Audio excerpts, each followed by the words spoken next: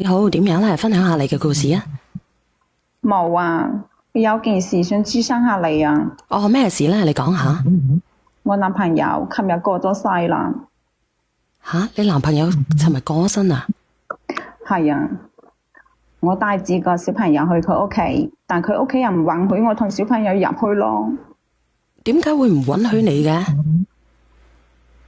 事情係咁樣噶，因為我喺一間酒店入邊做部長，後嚟咧我識咗一個老細，佢係開鋁材廠嘅。鋁材廠？係，咁然之後咧，佢就經常帶其他老細咧去我哋酒店食飯，每次咧都係揾我點菜嘅。咁後嚟咧都會請我去食宵夜啊，或者係唱歌之類。咁我哋就變成咗好朋友啊嘛。咁佢晚上落班就會請我去做呢啲嘢啦。請你去做乜嘢？請我哋去食宵夜啊、唱歌咁樣咯。請你去食宵夜、唱歌。係。我想問下你啊，點解你生咗個小朋友咧，唔俾你攞翻，唔俾你翻去嘅？你男朋友係咪單身嘅？唔係㗎，我係做2+1㗎。哦，呢個朋友仔係佢講明佢自己係做2+1嘅喎，咁點解你要做2+1咧？你聽我講啦，因為我哋係咁樣個過程，然之後咧就發展成男女關係啊嘛。啊。咁發展咗男女關係之後咧，發展咗男女關係之後，然之後咧我哋就可以話咁樣咧就生咗佢一個 BB。但係問題，我依家想諮詢個問題咧，就係佢依家過咗生咗之後，我想睇下我將我個損失點樣降得到最低啊！損失啊？點樣損失降到最低啊？係。咁你唔係一個2+1嚟嘅咩？多謝 Bell Bell，咁點解仲要將個損失降到最低嘅？即係點啊？因為我同我男朋友係有感情噶嘛，而且我嗰個小朋友佢係佢嘅心肝寶貝嚟㗎。咁你哋，我唔理佢心唔心肝寶唔寶貝啦。問題係，如果佢死之前冇留俾你哋嘅，你而家行翻去爭定係點樣啊？我只不過係想攞翻啲保障㗎咋。有咩保障啊？攞翻啲咩保障啊？我先同你講下，我哋係點識得嘅先啦，然之後點樣俾佢老婆發現嘅先啦。啊，咁你講。舊年2月份嘅時候，佢去到我宿舍嗰度，即係我同佢發展成男女關係咗之後咧，佢去到我宿舍入邊，然之後咧佢就同我發生關係。咁佢突然之間聽到佢老婆打電話俾佢，佢就好緊張啦。大聲啲得唔得啊？佢就好緊張啦。佢老婆打電話俾佢，佢就好緊張啦。然之後佢就得咗馬上風。當時我同佢黐住咗啊，掹唔出嚟啊。啊！我當時黐住咗掹唔出嚟。係啊，佢即係我哋咩嘅時候黐住咗掹唔出嚟啊。哦。我當時見佢搞咗幾分鐘，佢面都黑晒啦，不斷咁樣流冷汗。我冇辦法，我當時又好驚喎，我就報警同埋打咗120。你仲報埋警啊？我怕，所以當時我就報咗警同埋打120。即係你驚住有人命上身，驚住賴咗你。係啊。哦。然之後就因為咧呢啲狀況咧喺我直播間已經出現過幾次噶啦。有一次咧係可樂嗰邊嘅，有一次咧喺我直播間咧又有一個咧係馬上風黐鳩柒住咗嘅。今次咧又到你黐鳩柒住咗啦。所以我就驚啊，所以我就馬上報咗警同埋打120。佢大你好多嘅咩？點解咁容易馬上風嘅？係因為本身佢仲有個女㗎。唔係啊，嗰個男㗎，嗰個男嘅咁容易同你馬上風嘅？係，佢都係有50幾啦。佢係一個老細嚟㗎。佢老細梗係老細啦，但係老細咁容易馬上風嘅，證明佢身體狀況都唔係幾好嘅喎。咁就係突然之間發生咁嘅事，我驚啊嘛，所以我就報咗警同埋打咗去醫院。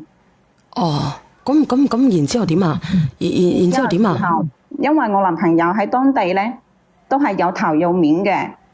咁佢個老婆咧就因為咁樣送咗去醫院，佢知道咗我哋嘅事情，佢就要我哋分開，另外話俾3萬蚊俾我，就大家冇再聯繫嗰件事就係咁算啦。咁其實都係一件好事嚟啊！你哋已經分開咗噶啦，黐住都分得開咯。咁仲有後邊嘅，點解仲要生細佬哥啊？就係咁樣，我就辭咗工，翻咗湛江啦。哦，你湛江人嚟㗎？係。咁我翻咗去之後，我就發覺我陀咗啦。馬上風都可以陀得到細佬哥嘅？因為我哋唔係第一次啦，而係嗰晚佢老婆打電話嚟，可能佢突然之間緊張，就造成咗後尾咁樣嘅。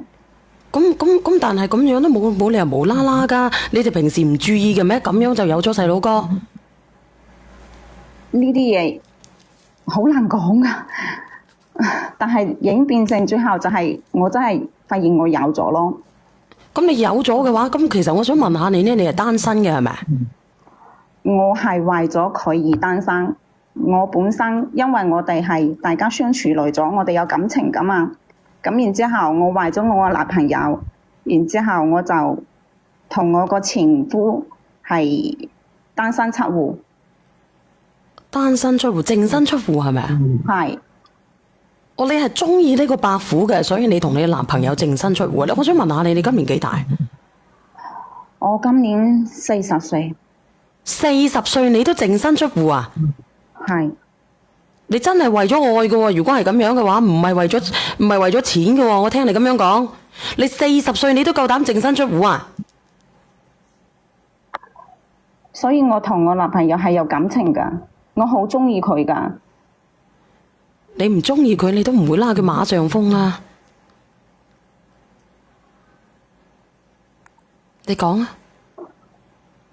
咁佢老婆知道咗之後，咁我男朋友喺當地都係有頭有面㗎。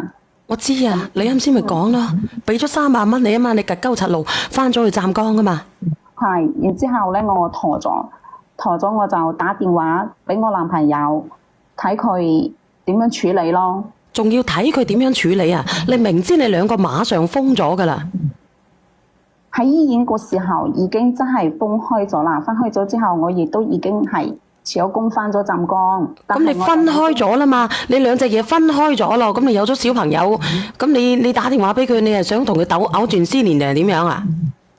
我想睇下佢點樣處理咯。點樣處理啊？咁你明知呢件事都俾佢老婆知道咯。我要講俾佢聽。點解啊？因為佢本身佢自己就係得一個女，而且佢得一個女，佢都唔會絕子絕孫啦。佢個女可以揾個上門女婿啊嘛。因為個細佬哥係佢㗎，佢成日都話想同我生一個。哦，即係你唔忍心，你唔忍心感情先行到咁樣㗎嘛，所以我唔忍心。佢話佢好中意我㗎。但係問題係佢有家庭，要有女嘅咧，佢會唔會為咗為咗佢老婆而同你分開而跟你一齊啊？所以我願意做佢女朋友，唔要名分。你真係傻啊！你一個傻女嚟嘅。咁點啊？而家佢無啦啦又釘喎，釘蓋喎，點解無啦啦釘蓋嘅？50幾歲就釘蓋啦喎。因為佢係得咗腦梗，好嚴重，入咗醫院。得咗腦梗入咗醫院啊？係。咁點啊？咁你咪節哀順變咯，姐姐。我想帶個 BB 去見下佢爸爸啊，但係佢老婆唔允許啊。佢仲請咗人24小時守喺個病房外邊。佢屋企只有一個女。我去揾過我男朋友個媽媽啦。佢依家都好認可我個仔㗎。認可你個仔？佢可能想一個孫嚟傳宗接代啊嘛，所以佢好認可我個仔㗎。但係咧，你要睇人哋個太太先得㗎。咁你個人哋個老母認可，即係唔代表人哋嘅太太認可㗎嘛？係咪先啊？認可咪算數咯，認可咪叫一聲阿嫲咪算數咯。